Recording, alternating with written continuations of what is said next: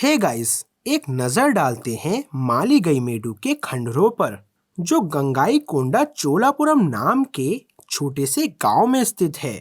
ये 11वीं शताब्दी में हुए भारत के महानतम राजा राजेंद्र चोल के शाही महलों में से एक है। राजेंद्र चोल को भारत का महानतम राजा कहना उनको कम करके आंकना होगा, क्योंकि उनके अधिकार में बहुत बड़ा भूभाग था जो कि 10 अलग अलग देशों में फैला था, जिसमें मलेशिया, मालदीव, इंडोनेशिया, बांग्लादेश शामिल थे और कंबोडिया और थाईलैंड जैसे देश भी उनके शासन के अधीन थे, क्योंकि वो उन्हें कर और सम्मान देते थे। इसलिए उनका नाम विश्व के महानतम राजाओं में गिना जाना चाहिए। ये उनके द्वारा निर्मित किए गए राजसी महलों में से एक है। ये आश्चर्यजनक रूप से छोटा है और हम वास्तव में नहीं जानते कि वो इस भवन का उपयोग किस रूप में करते थे। चोल राजा अपने भव्य मंदिरों के निर्माण के लिए ग्रेनाइट का उपयोग करते थे। अपने घरों के निर्माण के लिए वो ईंटों का प्रयोग करते थे। ये ईंटें लगभग 1000 साल पुरानी हैं और आप देख सकते हैं कि इन्हें कितने सही तरीके से पकाया गया है और क्रमबद्ध लगाया गया है, बिल्कुल आधुनिक घरों की तरह।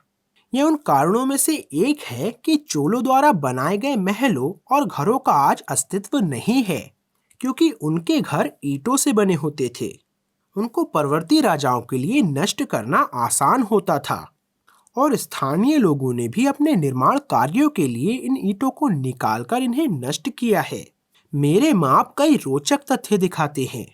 ये दीवारें लगभग 53 इंच मोटी हैं। अब एक महल में एक ईंट की दीवार 4.5 फीट मोटी क्यों होगी? हम 10वीं शताब्दी की बात कर रहे हैं, जब किसी प्रकार की तोपें नहीं हुआ करती थी, तो ये प्रतिरक्षा के लिए नहीं है। इतनी मोटी दीवारों का एकमात्र तार्किक कारण ऊपर बने कई मंजिलों के भार को वहन करना है। इसकी पुष्टि इस तथ्य से होती है कि इस स्थान पर कई ग्रेनाइट के आधार स्तंभ पाए गए हैं, जिनमें गोलाकार छिद्र हैं। इनके जैसे स्तंभ उनके ऊपर स्थापित किए गए होंगे और आप बाहरी चतुर्भुज भी देख सकते हैं, जहां पर ये स्तंभ कभी खड़े थे। क्या यह संभव है कि चोलों ने 1000 साल पहले बहुमंजिली इमारतों का निर्माण किया होगा?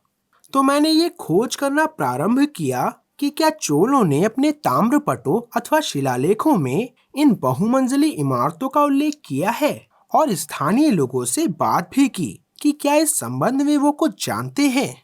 मुझे 2 रोचक बातें पता चली। एक, जो हम देख रहे हैं वो भूमितल नहीं है, बल्कि महल की दूसरी अथवा तीसरी मंजिल है।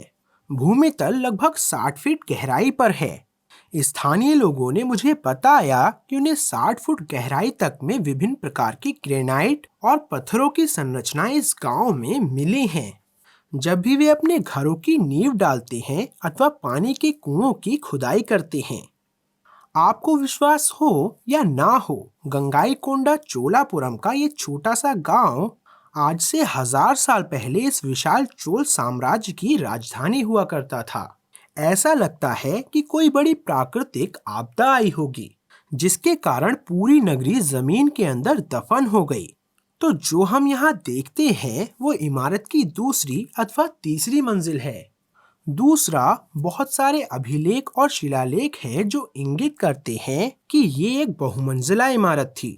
अभिलेख साफ तौर पर यह बताते हैं कि राजमहलों में एक से अधिक मंजिलें थीं।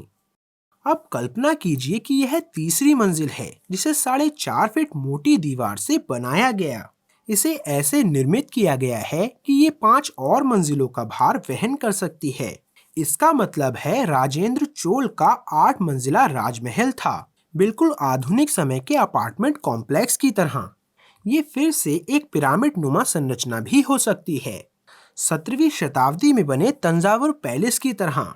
आखिरकार यदि चोलों द्वारा निर्मित सभी मंदिर बहुमंजिला हैं, तो फिर उनके घर वैसे क्यों नहीं हो सकते?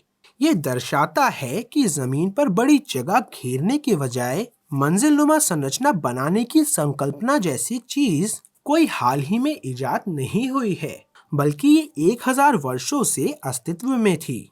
आपदा के बाद इस महल का आधा भाग जमीन में दफन हो गया और बाकी भाग जमीनी स्तर से ऊपर खड़ा रह गया। परवर्ती राजाओं ने जो कुछ जमीन के ऊपर था उसे नष्ट कर दिया। एक और रोचक तथ्य है कि पुरातत्वविदों को यहाँ कई चीनी पोर्सिलेन के मटके मिले हैं।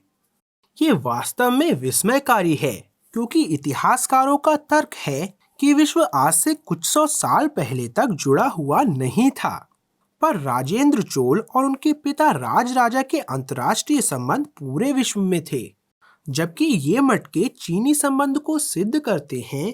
एक वीडियो में मैंने एक मूर्ति दिखाई थी जो ये सिद्ध करती है कि चोलों के फ्रेंच लोगों से भी संबंध थे। तो 1000 साल पहले भी वो पूरब से लेकर पश्चिम तक फैले हुए थे। मैं प्रवीण मोहन, वीडियो देखने के लिए बहुत बहुत धन्यवाद। सब्सक्राइब करना ना भूलें और सभी अपडेट्स पाने के लिए घंटी के बटन को भी क्लिक करें। कृपया इस वीडियो को लाइक करें और मैं आपसे जल्द ही बात करूंगा। बाय।